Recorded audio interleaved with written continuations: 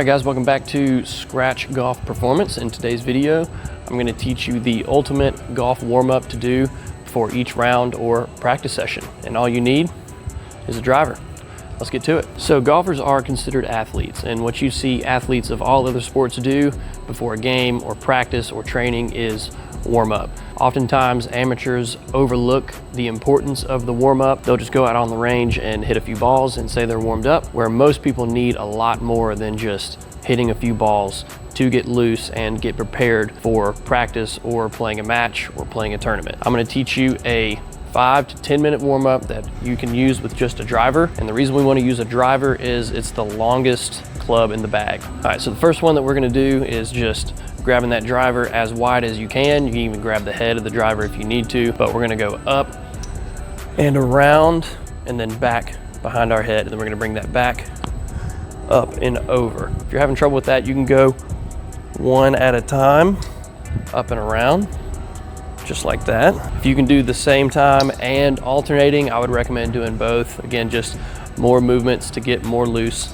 in your shoulders. All right, next one we're going to do is an upright row, rotate and press, often called a Cuban press. Just make sure I'm not moving the elbows when I rotate. I want to bring the club around and then back down. All right, 10 of those. Take it nice and slow. Remember, it's just a warm up. I'm not trying to rush through it, but I am trying to get loose and just get some blood flowing. All right, next one, a couple of ways you can do this.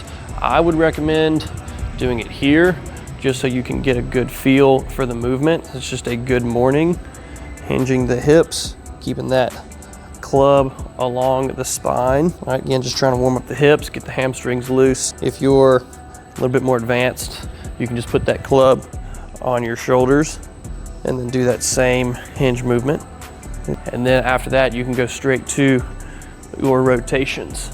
All right, I like to go 5 each side standing up, and I like to go 5 each side from that hinge position, and then you can start shifting your weight to each leg. And I'll go 5 each side or 10 each side, just kind of depending on how much I need to get warmed up. All right, next one's just gonna be a body weight squat. So keep that club on the ground, all right, and I'm using that to keep my shoulders and my chest up and back. So I'm just gonna do a squat down, holding that club, coming right back up. Notice how it just keeps me a little bit more upright.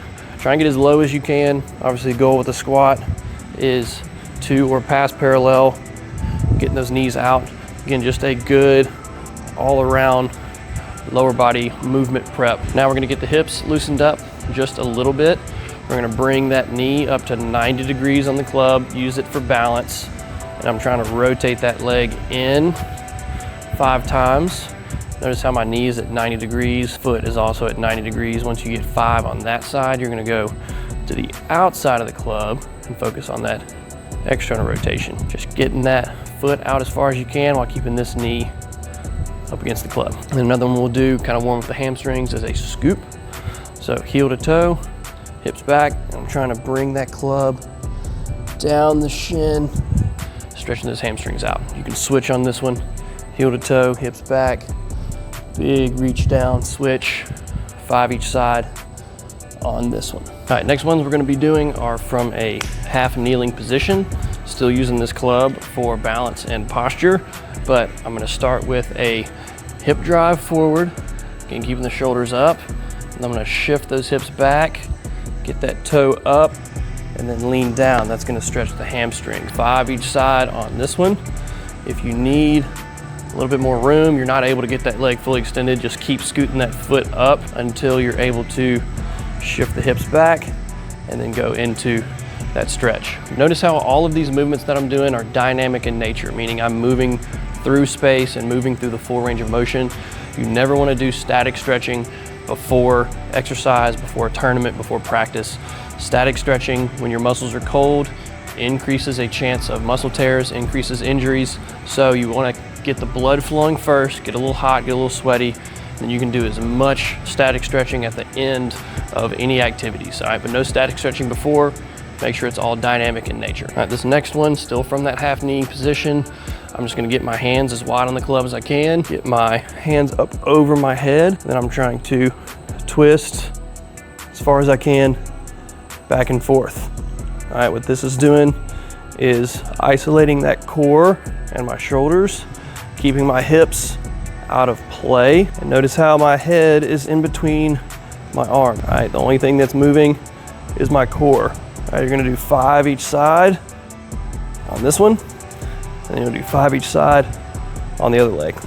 All right, these last 2 aren't gonna involve the golf club, but they're really good core and upper body, just mobility movements just to get you loose. You don't wanna get on the ground on the driving range. That's perfectly understandable. You can do these at home before you leave or maybe in the parking lot, but it's just a cat-cow, lengthening of the back and the scapula, and then retracting of the scapula and pushing those hips back to the wall. Again, really just good spine and lumbar mobility movement. All right, and then the last one is gonna be a big thread the needle. So I'm gonna reach through, bend that arm that's on the ground, try and get the outside of that shoulder to the ground.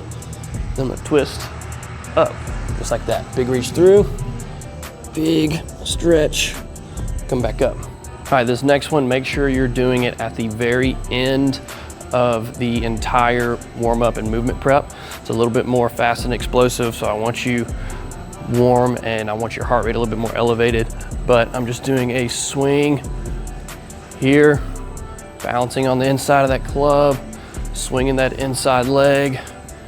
Again, golf and the golf swing is a powerful and explosive movement, so I just want to get the body prepared as best as I can. 10 on one side, 10 on the other side. Again, if you have to hold on to something else with this hand, you can do that as well, but I just want big powerful swings.